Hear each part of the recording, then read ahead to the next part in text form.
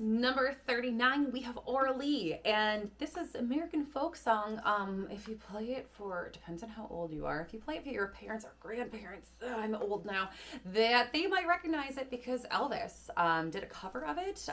He worked it into another song. So we are in A E major. We have 4 sharps. So we always start with F sharp, C sharp, G sharp, D sharp.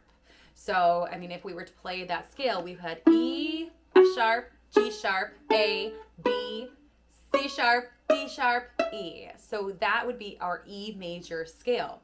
So E, B, E, D sharp, E, F, C, F, E, D sharp, C, D sharp, E, 2, 3, 4. Bum, bum, bum, bum, bum, bum, bum. I'm leaving that first finger down. F, C sharp, F, E, D sharp.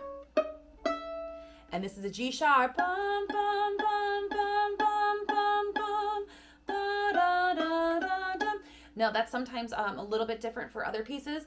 G, G, A, G, F, C, F, E, D sharp, C, C sharp, E, D sharp, E. I know what I'm talking about. Beginning. 1, 2, ready, go.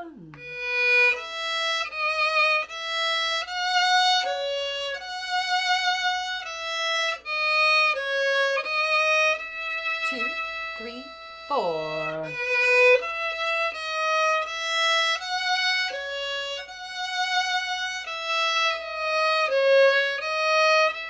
2, 3, high 2. 2, 3, 4. 1, 2, da.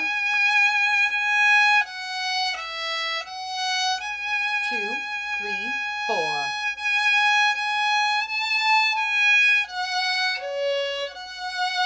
High 3.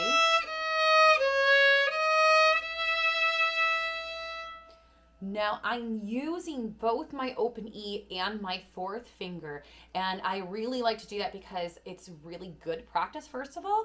But I mean, for both reasons, if I put down that 4th finger and it sounds just like my E, then I can use that 4th finger to scooch my D sharp way up against. And so when I come down, it's weird, I'm at a weird angle, sorry.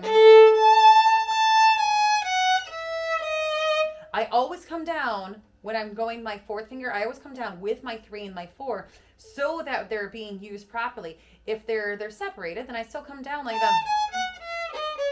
But I'm using